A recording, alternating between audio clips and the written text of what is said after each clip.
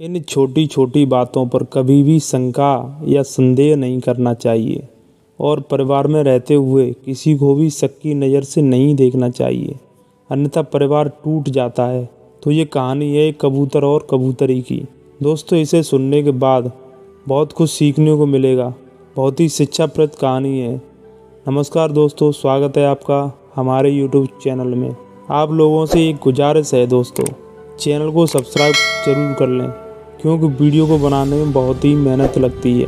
और वीडियो को पूरा अवश्य देखें, क्योंकि आधा अधूरा ज्ञान हमेशा खतरनाक होता है, और जब पूरा देखोगे तो पूरी बात समझ में भी आएगी।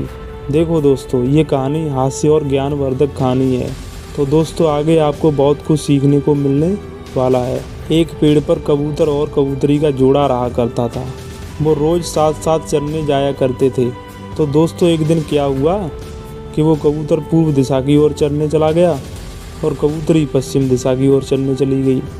शाम हुई, कबूतरी तो लौट कर आ गई, लेकिन कबूतर नहीं आ पाया।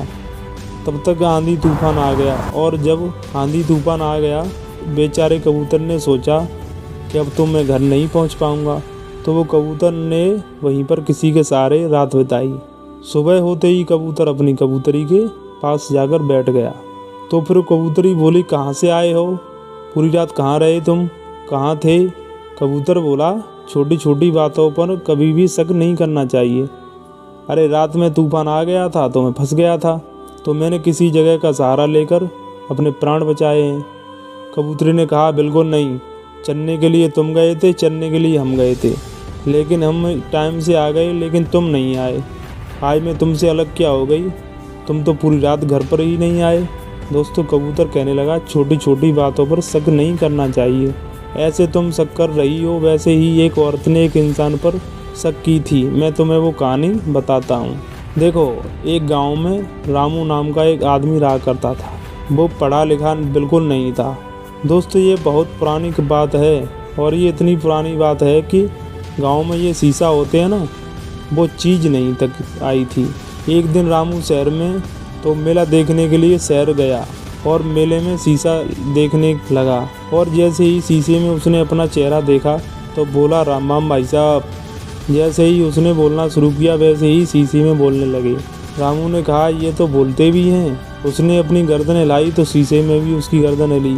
तो रामू दुकानदार से बोला, कितने रुपए के हैं ये? तो दुकानदार बोला, 5 रुपए के। और 5 रुपए का शीशा झोला में रखकर रामू घर आ गया।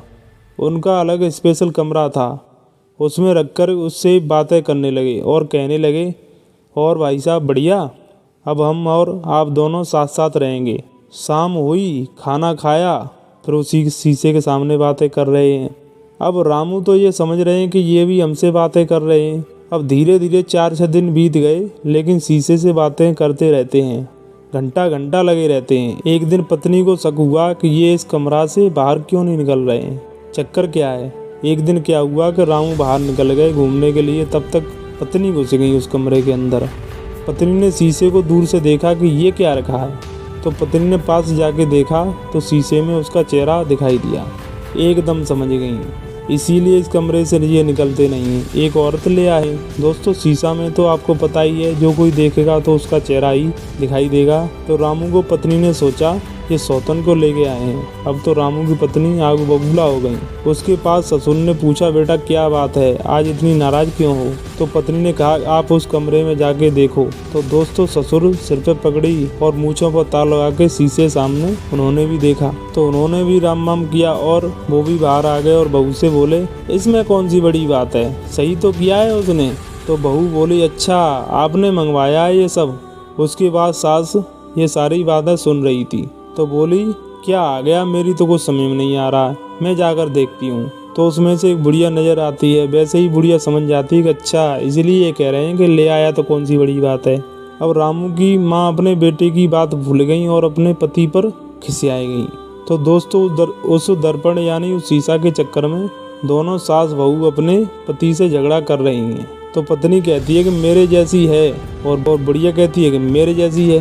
दोस्तों, चारों लोग कहते हैं कि मेरे जैसी है, लेकिन दोस्तों चारों अपनी अपनी जगह पर सही हैं, लेकिन फैसला करने वाला कोई नहीं है। और तब तक पढ़े लिखे इंसान वहाँ आ गए और बोले, क्या बात है, आप लोग झगड़ क्यों रहे हो। तो चारों ने अपनी अपनी बात बताई तो वो इंसान समझ गए और शीशे को ज़मीन में मारकर तोड़ दिया। दोस्तों शीशा तो टुकड़ा टुकड़ा हो गया, उसमें से कुछ नहीं निकला। तो दोस्तों इसलिए कहते हैं कभी भी छोटी छोटी बातों पर परिवार में रहते हुए एक दूसरे पर शक नहीं करना चाहिए, और अगर शक की नज़र से एक दूसरे को देखने लगे तो ये परिवार हमेशा टूट जाता है। दोस्तों कैसी लगी हमारी कहानी, अच्छी बुरी कैसी भी लगी हो कमेंट में ज़रूर बताएं, और चैनल को सब्सक्राइब नहीं किया तो चैनल को सब्सक्राइब ज़रूर कर लें। लाते रहेंगे ऐसी ही ज्ञानवर्धक कहानियाँ जो आपके जीवन में बहुत ही उड़ान देगी।